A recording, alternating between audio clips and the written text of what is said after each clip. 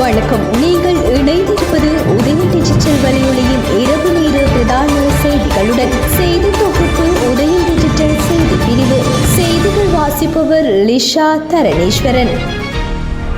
இலங்கையின் பதில் பாதுகாப்பு அமைச்சரை துருக்கிய தூதுவர் மரியாதை நிமித்தமாக சந்தித்துள்ளார். துருக்கி குடியரசின் தூதுவர் செமிக் லுட்ஃபுதொர்குட் பதில் பாதுகாப்பு அமைச்சர் மேஜர் ஜெனரல் அருண் ஜெயசேகரவை நேற்று கொழும்பில் உள்ள அவரது அலுவலகத்தில் மரியாதை நிமித்தமாக சந்தித்துள்ளார். இந்த சந்திப்பின் போது பதில் அமைச்சர் துருக்கிய தூதரை அன்புடன் வரவேற்றார். இலங்கைக்கும் துருக்கிக்கும் இடையிலான இருதரப்பு உறவுகளை வலுப்படுத்துவதில் கவனம் செலுத்தி இரு பிரமுகர்களும் கலந்துரையாடினர். பாதுகாப்பு, ஒத்துழைப்பு, பயிற்சி வாய்ப்புகள் மற்றும் கடல்சார் பாதுகாப்பு போன்ற முக்கிய துறைகளில் ஒத்துழைப்பை மேம்படுத்துவதில் பரஸ்பர ஆர்வத்தை இருதரப்பினரும் வலியுறுத்தினர். இரு நாடுகளுக்கும் இடையிலான நீண்ட கால மற்றும் நட்பு உறவுகளை மேலும் வளர்ப்பதற்கான துருக்கியின் உறுதிப்பாட்டை தூதுவர் மீண்டும் வலியுறுத்தினார். கொழும்பில் உள்ள துருக்கி தூதரகத்தின் பாதுகாப்பு ஆலோசகரும் இந்த நிகழ்வில் கலந்து கொண்டார். அத்தோடு உத்தியோகபூர்வ விஜயம் ஒன்றை மேற்கொண்டு நேற்றைய தினம் நாட்டை வந்தடைந்த துருக்கிய கடற்படை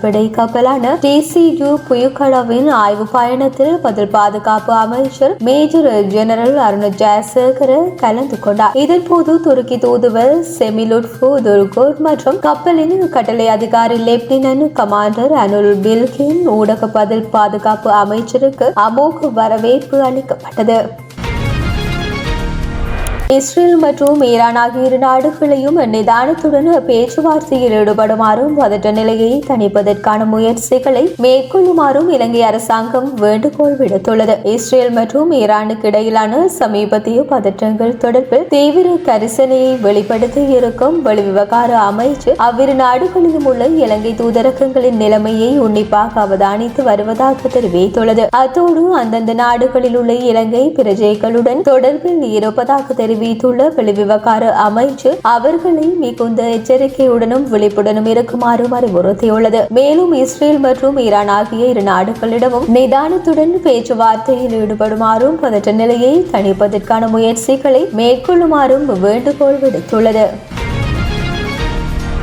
வடக்கில் உள்ள 10 போலீஸ் நிலையங்கள் மீது தாக்குதல் நடாத்தவுள்ளதாக காங்கேசன்துறை போலீஸ் நிலையத்திற்கு தொலைபேசி அழைப்பு ஒன்று வந்துள்ளது. குறித்த தொலைபேசி அழைப்பு கடந்த 11ஆம் தேதி மதியம் 1:15 மணி முதல் 1:20 மணி அளவில் வந்ததாக கூறப்படுகின்றது. இது தொடர்பில் போலீசார் விசாரணைகளை ஆரம்பித்துள்ளனர். இருப்பினும் வடக்கில் உள்ள போலீஸ் நிலையங்களில் பாதுகாப்பு குறைத்து மேலதிக அவதானம் செலுத்தி வருவதாக போலீஸ் ஊடக பிரிவு தெரிவித்துள்ளது.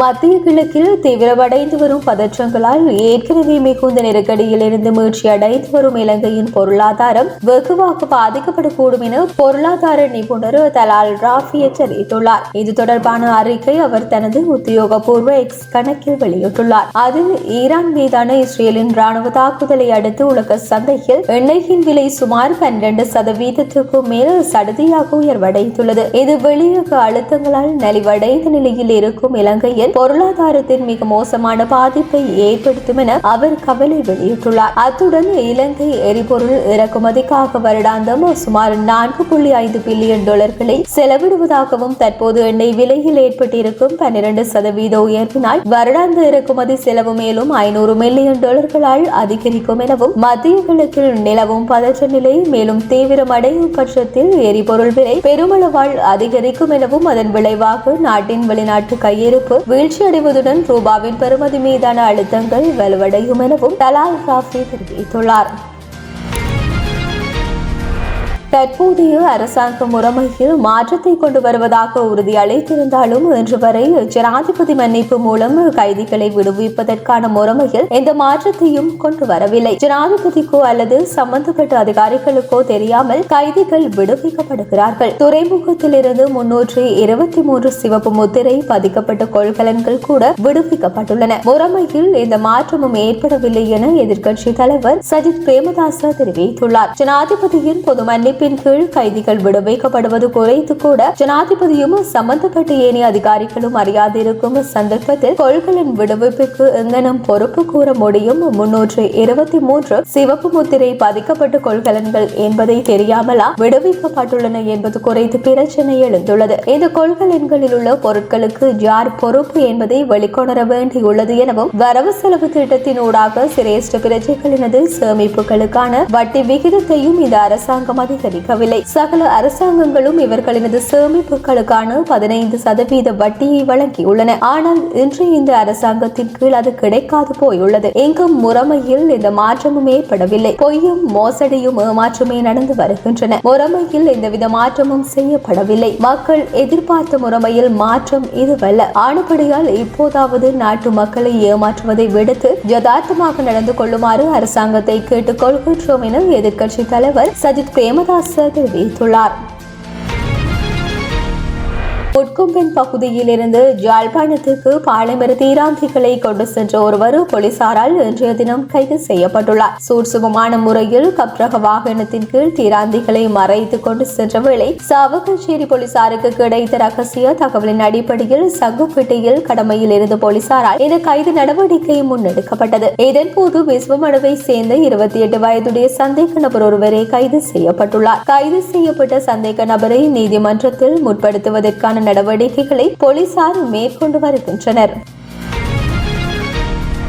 யாழ்ப்பாணம் மாவட்ட ஒருங்கிணைப்பு குழு அலுவலகம் இன்றைய தினம் காலை 8:30 மணிக்கு மாவட்ட செயலகத்தில் கடற்றொழில் நீரியல் மற்றும் கடல் வளங்கள் அமைச்சரும் ஒருங்கிணைப்பு குழுவின் தலைவருமான ராமலிங்கம் சந்திரசேகர் அவர்களினால் திறந்து வைக்கப்பட்டது. இந்த நிகழ்வில் மாவட்ட ஒருங்கிணைப்பு குழு அலுவலகத்தின் இணைப்பாளராக திரு சுந்தரமூர்த்தி கபிலன் அவர்களுக்கான நியமன கடிதம் அமைச்சர் அவர்களால் வழங்கப்பட்டது. இந்த நிகழ்வில் நாடாளுமன்ற உறுப்பினர் கருணைநாதன் இளங்குமரன், அரசாங்க அதிபர் திரு மர்தலிங்கம் பிரதீபன், மேலதிக அரசாங்க அதிபர் திரு க ஸ்ரீமோகனன், திட்டமிடல் பணிப்பாளர் திரு இ சுரேந்திரநாதன், பிரதம கணக்காளர் திரு எஸ் கிருபாகரன், அமைச்சர் அவர்களின் உத்தியோகத்தர் உள்ளிட்டோர் பங்கு பற்றினார்கள்.